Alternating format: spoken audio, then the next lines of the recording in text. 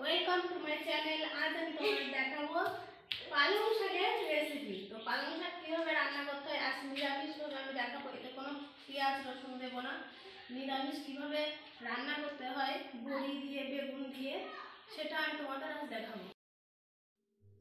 পালং শাকগুলো আমি এবার কেটে নিচ্ছি, ছোট ছোট করে আমি কেটে নেব। শিকড় আর এর মধ্যে যদি কোনো শুকনো পাতা পচা পাতা থেকে থাকে, যে শাকের পাতা পচে গেছে, সেগুলো বেছে বেছে ফেলে দেব।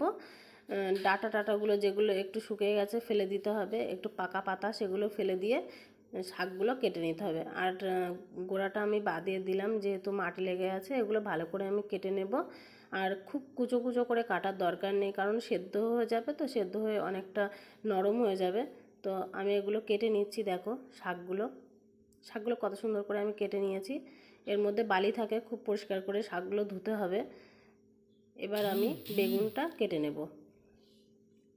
এগুলো মাঠে চাষ হয় শাক, ওই জন্য কিন্তু শাকে খুব বালি থাকে, ভালো করে ধুতে হবে শাকটা। বেগুনগুলো দেখো আমি কিভাবে কেটে নিচ্ছি, কেটে জলে দিচ্ছি, কারণ বেগুনটা তাহলে আর কালো হবে না। ওই জন্য বেগুনটা কেটে জলেই দিতে হয় সাধারণত। এবার আমার লাগবে কাঁচা লঙ্কা, এগুলো আমি চিড়ে নেব, শাকে দিতে হবে। এবার আমি ওভেনটা ধরালাম, একটা কড়াই বসালাম। এবার ধুয়ে রাখা শাকগুলো আমি কড়াইতে দিয়ে দিচ্ছি সেদ্ধ হতে। আমি প্রথমে এটা সেদ্ধ করে নেব শাকটা, তারপর আমি তেলে দেব। তো শাকটা সেদ্ধ করার জন্য আমি কড়াইতে দিয়ে দিলাম। শাকটা সেদ্ধ করার জন্য কিন্তু জল লাগবে না, শাক থেকে জল বেরিয়ে আসবে, বেরিয়ে শাকটা নরম হয়ে যাবে। আর শাকটা সেদ্ধ হয়ে গেলে কিন্তু কমে যাবে শাকটা, যতটা দেখাচ্ছে অতটা আর থাকবে না। এবার আমি এর মধ্যে দিয়ে দিচ্ছি বেগুন আর চিড়ে রাখা কাঁচা লঙ্কা। আমি এগুলো সেদ্ধ হতে বসিয়ে দিচ্ছি। তো এক কড়াই হয়ে গেছে, এটা কিন্তু কমে এক কড়াই আর থাকবে না, অনেকটা কমে যাবে সেদ্ধ হয়ে। এবার আমি এতে দিচ্ছি লবণ, পরিমাণ মতোই দিতে হবে, যে কতটা রান্না করা হচ্ছে সেই হিসাবে আন্দাজ বুঝে লবণ হলুদটা আমরা দিয়ে থাকি। এবার দেব হলুদ গুঁড়ো।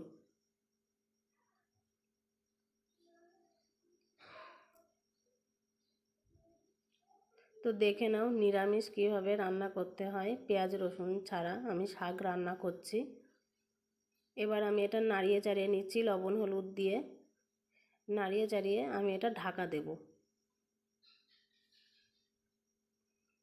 একটা থালা দিয়ে আমি কড়াইটা ঢেকে রাখলাম। এটা আমি 10 মিনিট ঢেকে রাখবো। তো 10 থেকে 15 মিনিট ঢাকা দিয়ে রাখতে হবে, তার মধ্যে সেদ্ধ হয়ে যাবে। আর মিডিয়াম ফ্লেমেই রাখতে হবে, বেশি হাই ফ্লেমে দেওয়া যাবে না। এবার এই আদাটুকু আমি বেটে নেব। শাকটা সেদ্ধ হতে থাকলো, এর মধ্যে আমি আদাটা বেটে নিলাম। তো 10-15 মিনিট পর আমি ফিরে এলাম। 10-15 মিনিট রাখতে হবে, তার মধ্যে দেখো শাকটা সেদ্ধ হয়ে গেছে। দেখো শাকটা কিন্তু কমে এসেছে, শাক বেগুন সবই সেদ্ধ হয়ে গেছে।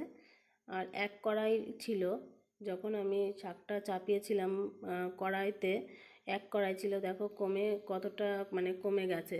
এবার শাকটা আমি একটা থালায় তুলে নিচ্ছি। শাকটা কড়াইতে আমি তুলে নিচ্ছি। শাকটা আমি কড়াই থেকে থালায় তুলে নিচ্ছি।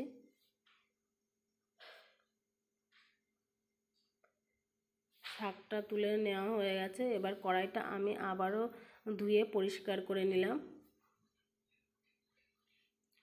আবার ওভেনটা আমি এটা এবার লো ফ্লেমে দেব। কড়াইটা বসিয়ে আমি লো ফ্লেমে দিলাম। আর এই বড়িগুলো আমি ভেঙে ছোট ছোট করে নেব। বড়িগুলো ভেঙে ছোট ছোট করে নিতে হবে। আর বড়ি কিভাবে দিতে হয় আমার কিন্তু আগের ভিডিওতে দেখানো আছে, যে বড়ি কিভাবে বানাতে হয়, বাড়িতে কিভাবে আমরা বড়ি বানাই। তো দেখো বড়িগুলো আমি ভেঙে নিচ্ছি। একটু শক্ত লাগছে, ওই জন্য আমি নোড়া দিয়ে বড়িগুলো ভেঙে নিলাম। তো এবার কড়াইতে তেল বসিয়ে আমি তেলের মধ্যে বড়িগুলো দিয়ে ভেজে নিচ্ছি।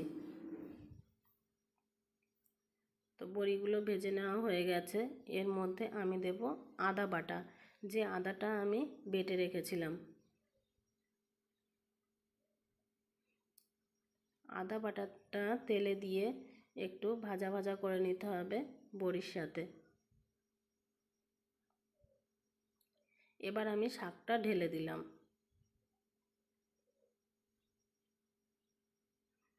শাকটা দিয়ে এবার ভালো করে নেড়ে চেড়ে দিলাম, শাকটা ভালো করে কষিয়ে নিলাম। আর এর মধ্যে দিলাম চিনি।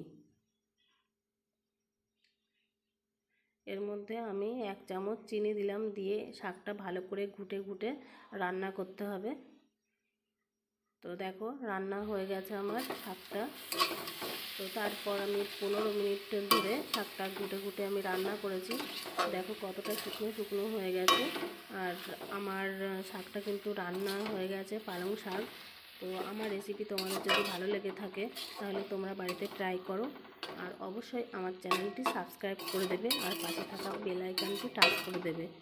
আর নতুন নতুন ভিডিও পাওয়ার জন্য আমার সঙ্গে থাকো, আর আমার ভিডিওগুলো দেখতে থাকো তোমরা। তো দেখো কতটা ভালো লাগছে শাকটা দেখতে। তো শাকটা খেতেও কিন্তু খুব সুন্দর লাগবে, নিরামিষ শাক।